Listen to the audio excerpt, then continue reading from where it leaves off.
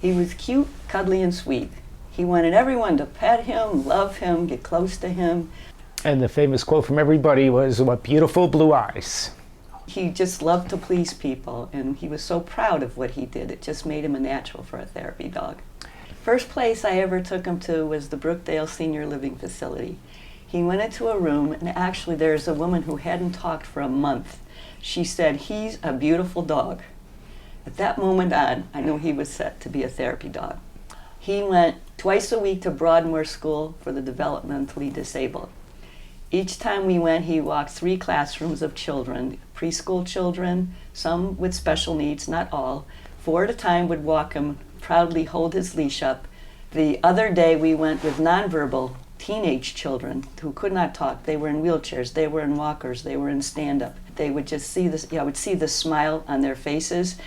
He also went to Project Hope for the Homeless.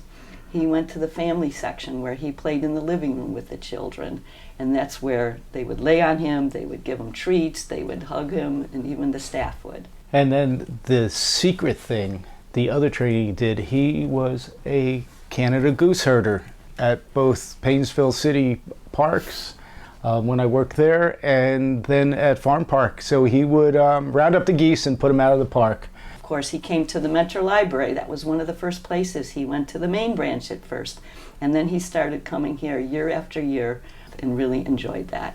He would eagerly come into the door. He knew a special place where he sat. He would always find the child who needed him most. What I enjoyed particularly most is when they would show him the pictures in the book, he would put his nose up to it to acknowledge that he had just heard and was looking at what they were showing him. Just the look on the kid's face and the loving back and forth between the dog and the confidence and their attempts to read the best they could and really relate to the dog. It was early in the morning on April 4th, and to be honest with you, we only found out 11 days beforehand that he had a short time here on this earth. We tried to do as much as we could together. He even went to his therapy dog sessions and walked the children at the school, even though he wasn't feeling well. We came here to the library just the evening before he passed away. Everyone, the children came out, the staff came out, they petted him and hugged him goodbye. Our neighbors were amazing. They surprised us. They took up a collection on their own and thought this would be the best way to honor him and memorialize him. We were just thrilled and just touched. And the library people here, Josh, Alyssa, they went well beyond finding the best books. That our neighbors recommended the books as they don't need money, but even to find a coding kit about dogs. This is just amazing.